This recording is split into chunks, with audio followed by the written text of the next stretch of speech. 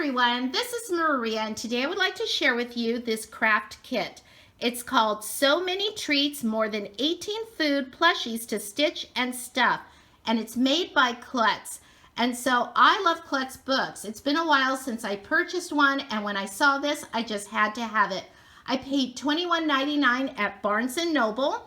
So I really think it was worth the price because it comes with everything you'll need to make all of these really cute plushies, and there are 18 different plushies to make. And I made all of them, and so I will show them to you in just a little bit. The only thing it didn't come with is scissors. So you want to make sure you have some scissors, and you want to make sure that they're not really dull either, because you're going to have to cut through the felt.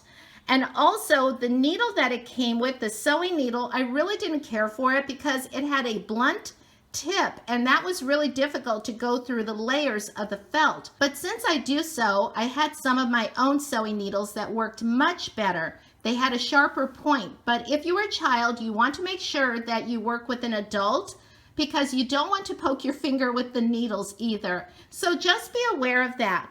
And so anyways, let me go ahead and show you what's inside here. We'll go ahead and read it on the back. This is the back of the box. And so this set includes embroidery needles, 9 colors of felt, pre-cut felt eyes and cheeks, 8 colors of floss, patterns, and 1 ounce of stuffing. And when you see that little bag of stuffing, you're gonna think, oh, I don't think there's enough in there. But once you open it, it just sort of poofs out. And so I did run out of a little bit of the felt, and so I ended up going to the store and buying some, and also I ran out of one of the flosses, one of the threads. And so I just purchased that at Joann Fabric and Crafts. But there probably is enough in there. I just probably didn't cut everything out correctly. So let me go ahead and show you some of the stuff I still have in here, because like I mentioned, I already made these, but I do have the leftover things inside. So here are my threads. I have all of these threads, and I may have mixed some of the other ones in because I had some extras from something else. Here are the pattern pieces. I really like these because they are made of cardboard, and so they're nice and thick, and what you do is you trace them onto the felt pieces. And these are what held your patterns, and you just punch them out. And then this is the little bag that had the stuffing. And you can see I have something else in there. But yeah, when you get this, it's gonna be totally vacuum sealed and flat. And as soon as you open it, it's just gonna totally puff out. And so I think you will have enough of the stuffing. I used a little bit more of what I had. And so yeah, because since I make crafts, I have a lot of this stuff on hand.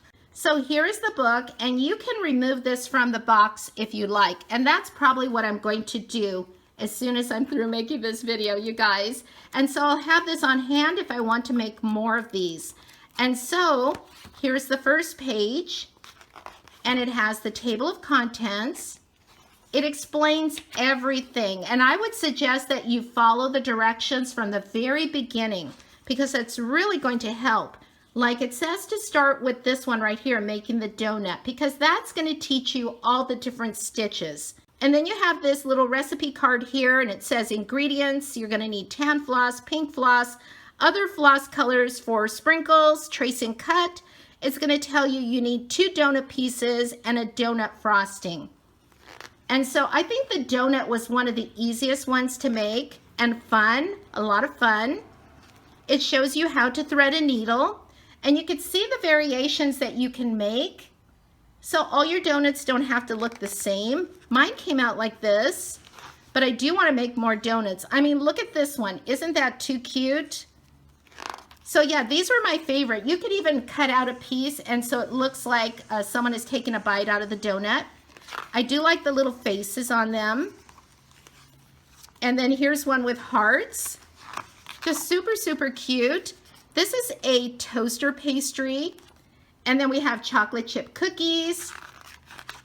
And then this one was really fun to make. I love making the bacon and the eggs. Super simple to make. I would say that each one of these took me about an hour and a half to make. And so here is some small bites, some fruit, ice cream cones, the pineapple, and let's see, we've got lemons. Oh, this is where you start getting into making things 3-dimensional. And at first I was like, oh no, I don't know if I want to do that. But you know what? It was so easy, super easy. And just follow all of the directions. And then let's see, oh, the cupcake one, here's the pears, so cute. The cupcake one was so cute. And there are some side orders like toast and watermelon. And it also gives you tips in these little boxes, so make sure you read everything. And let's see, I think that's it. Oh, there's pizza. There's some pizza. And the carrot is really cute. Now the carrot was very easy to make. And strawberries. Okay, so let me go ahead and show you the ones that I made. And so here's the donut. And you could see how small it is because I could put it right in the palm of my hand. I think I would like to enlarge this pattern and make some that are just a little bit bigger, but I think this is very cute. And so let's go ahead and set that one there. And then we have a toaster pastry. And again, it has the candy sprinkles on top of the pink icing. And here are some adorable chocolate chip cookies. Look at those smiles, just super cute. And how about some ice cream on a sugar cone? And a strawberry ice cream cone. And since breakfast is one of my favorite meals of the day, I really love making this one, bacon and eggs. And this is super simple to make. There are also an assortment of fruits like this orange, lime, strawberry, and pineapple. So the next ones I'm going to show you have a little bit more dimension to them, like this apple. You can also make this into a green apple if you use some green felt. And here's a cute lemon, and here's a pear, and a cute little carrot. And breakfast wouldn't be complete without a slice of toast and a pat of butter. And you can use the same pattern piece to create either pizza or watermelon. And aside from breakfast, I love dessert, like this cupcake with a cherry on top. And there's nothing that tastes better than an ice cream on a hot summer day. So here they are, the 18 sweet mini felt treats that I made by using this Klutz book. I hope you'll have fun making them too. Thanks for watching, everyone, and I'll talk to you soon. Happy sewing. Bye-bye.